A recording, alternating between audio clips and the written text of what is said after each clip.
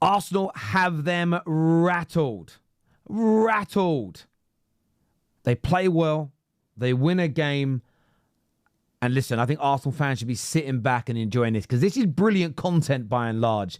They're rattled. They're in tears. They're crying. They're being humbled. And I think they're being humbled partly because they say things they don't mean. They say things they don't believe. Hit that like button. Make sure you're subscribing. First, let's go to Gabby here. Let's listen to what Gabby Abonglahor has to say here because I think this is brilliant. Gabby. I've been waiting patiently for this call since you came out with that horrendous prediction when the fixtures were released in June, saying Arsenal would lose 3 of their opening 6. You look at Arsenal's first 6. Manchester United away, first game. I've gone for a draw. Wrong. Leeds at home. I've gone for a win for Arsenal. Correct. Liverpool away, loss. Forest. He got that correct. At home. I've gone for a win. Narrow win for Narrow win.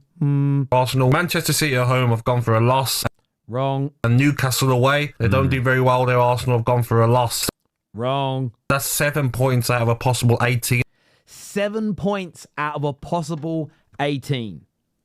Do you know what's really funny? Did anyone truly believe this? Now, you might have believed that they'd lose at Newcastle. You might have believed that the results would be in a different order. But did anyone really think they'd have 7 points, 6 points, 7 points, 8 points out of a possible 18 in the opening 6? Hand on heart, if there's rivals watching as well, let me know how many of you truly, ultimately, fundamentally believe this to be true. How many? I need to know. Any Gooners watching? Even the biggest diehard Arteta outers, I will attack my own club until I'm blue in the face Gooners. Did any of you believe what Gabby said? And the big question is, do you think Gabby meant it? Do you think Gabby Abonglahor meant this? Do you think Gabby truly believed in his heart of hearts, 1,000%, that Arsenal's start to this season would be that bad? Or was it for the cameras? Let me know your thoughts. I've gone for Arsenal. That wouldn't be a great start for them. Can I apologise? Will you accept my apology, Nick? I would love your apology live on air. I apologise, Nick. I apologise, Nick and Mikel Arteta, for Arsenal winning games that they should win. Our games they should win. Didn't say that 2 months ago, did he? Well, no, that's it. They should win them, but you didn't think we would win them, did you, Gab? I know. That's why I don't play the lottery, mate. I'm miles off it.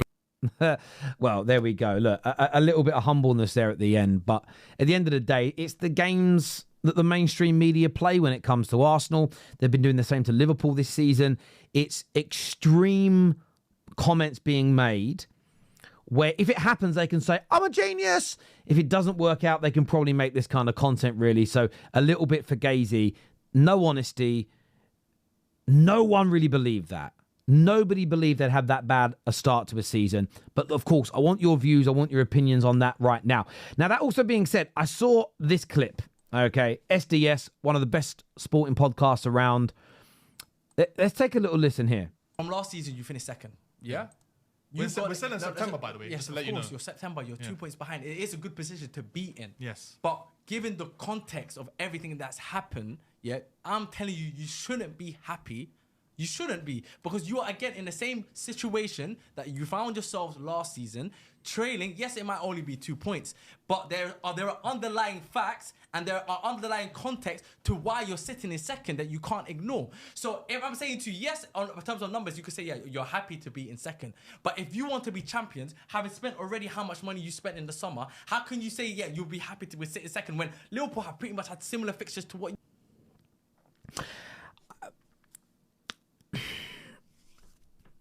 My first thoughts of this was, are we in March? Are we in April? I don't think there is any reason for an Arsenal fan right now to not be exceedingly happy with their start to the season.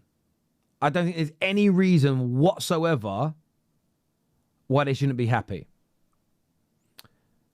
Liverpool have had tough fixtures. I'm not going to do this thing where Liverpool have played no one. They've been away to Palace. They had to play Arsenal themselves. They went away to Newcastle. They have Bournemouth at home first game of the season. Liverpool have played some very tough teams this campaign as well. No doubt about it. Absolutely none whatsoever. Arsenal's start, though, I would say has been harder. Away to Man United. Forget how bad we are. Historically, they're awful there.